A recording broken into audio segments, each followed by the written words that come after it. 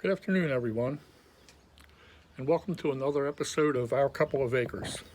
I know it's been a while since you've heard from me, but it's February 1st of 2023. The sun is shining, and the greenhouse is nice and toasty. So it's a good time to up-pot some jalapeno peppers that I have started. I start my seedlings in 120 trays, which I will post a link to at the bottom of this video.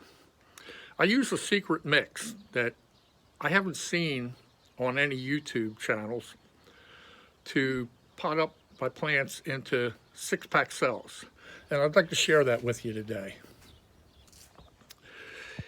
Here in my run-in shed, I have my potting bench set up where I do all of my potting. And I use for my formula a potting medium called ProMix BX. It's an all-purpose general potting soil that's loaded with perlite and other essential nutrients. And with that, I sift some compost and manure, which is fairly old, and it's only very weak, 0.05, 0.05, 0.05, as you can see on the bag. I like to use this because in lieu of having to feed the small plants on a regular basis, this compost and manure will give it some essential nutrients.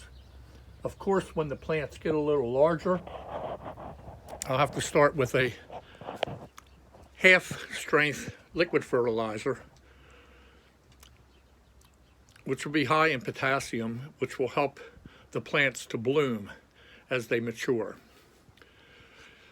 Now, to sift my compost and manure, I've rigged up a simple screen on a tray from one of my garden wagons, and this screen is 1/4 inch, and it actually screens out all of the large pieces that are in the compost and manure.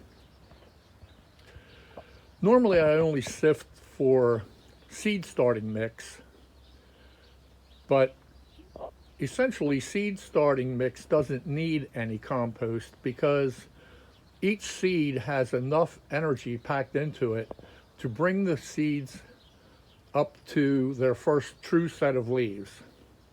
But I still mix a little in anyway, just to give those seeds a little extra boost.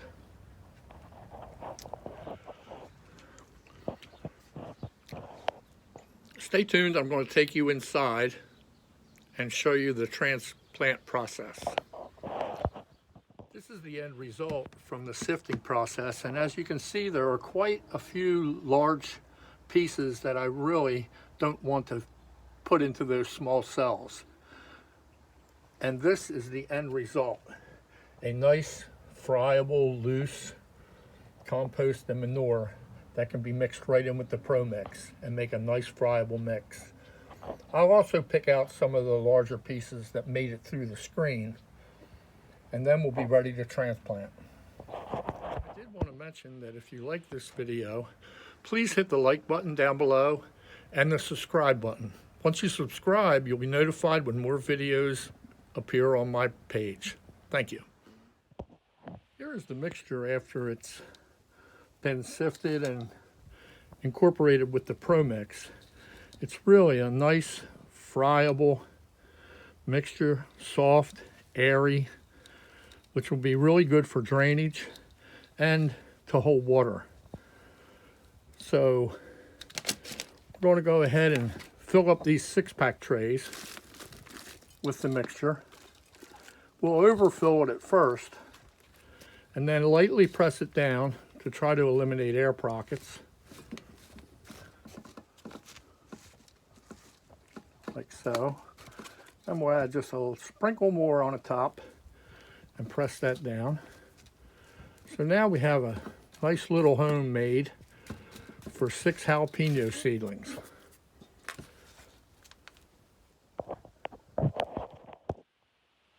Here are the jalapeno seedlings that I got out of the basement. They've been down there under grow lights for a couple of weeks. I sowed these seeds on January 6th under a clear dome with a heat mat underneath to give them the added warmth to help germinate the seeds. So what you see is about 2 weeks of growth under grow lights on these jalapenos. As you can see, some cells didn't germinate, and some cells have multiple seedlings in them. I'll be able to divide those seedlings that are in multiples because peppers really do divide and transplant fairly well. They're fairly hardy and can take that initial shock. Peppers are a slow germinator. They can take anywhere from 5 to 7 up to 10 days to germinate. So if you were starting your peppers from seed, just be patient. Keep them not overly moist, but with a spray bottle, keep the soil a little moist. You can usually tell if they need some moisture on them because your clear dome will not show any signs of humidity. And humidity and warmth is the key to getting these seeds to germinate. I've removed a couple of the pepper plants from the starting tray, and as you can see, this is a double cell. So I want to show you just how easy it is to divide these. You gently grasp the trunks of the peppers with one hand, and then just gently knock the soil off the base, like so. And when you get enough soil, you can see they start to fall apart. And then you simply gently pull them apart, trying to keep as many roots intact as you can. And voila, 2 plants for the price of 1. So as you can see, even though it's a 120 cell tray that I started the seeds in, sometimes you can have upwards to 150 plants come out of that one tray. So now I'll take one of the plants, and I use a simple flathead screwdriver for my dauber, and I'll use that screwdriver to just open up a hole about halfway down inside the cell that I'm going to upplant into, and then gently lay the pepper on top of the hole and gently push it down into the hole like so. And then firm up the soil around it, and it's ready for watering. Let's do another one. So I take the dauber and I gently make a hole about halfway down the cell, and you can pick these plants up by a single leaf. They're pretty strong. And then gently ease it down into the hole. Sometimes I use my fingers, sometimes I use the screwdriver to push those roots down into the hole, and then just gently firm it down. You don't want to push real hard because you don't want to compact the soil too hard. Then water would have trouble making its way down to the roots. As you can see, these cell packs that I'm using are called deep cells. Because it's early in the season, and I'm hoping I didn't start my plants too early, the deep cells allow a lot of soil for the roots to develop in. Your standard cells are only about 2 inches deep, whereas these are over 3 inches deep. So the more soil that you have for the roots to develop, the stronger your plants are going to be. So let's go ahead and finish this tray, and I'll be back to you, and I'll show you how I water them.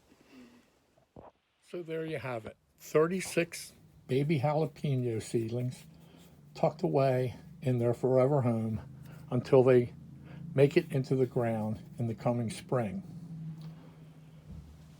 What I like about these 120 trays is you can see that there's a substantial amount of seedlings still left in the tray. Of course, if you're just a home gardener, you don't need all of this, I actually have a small mom and pop nursery that I sell plants and perennials down at the end of my lane. And I like to have a nice variety of vegetables and annuals to go along with my perennials.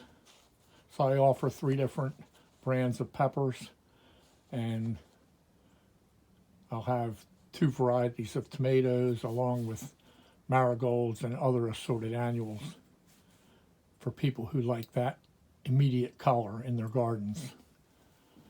I'm going to show you how I water these, but one thing I want to tell you is don't forget to tag what you've planted, even if it's just a 4-pack, because it's very easy to forget what they are, especially if you have different varieties of the same plants. So in order to water these, you want to give them a real good drink after first transplanting. So I just take a watering can that puts out a very low amount of water. You don't want to knock these over. And I'll just gently water each cell like so, going around the plant to allow the water to soak down into the soil and give those roots a jump start. You need some moisture in there when you're first transplanted, because of course we all know that plants, especially young seedlings like this, need sun and water to survive. The fertilizer is sort of built in now with the compost and manure that I mixed into this soil.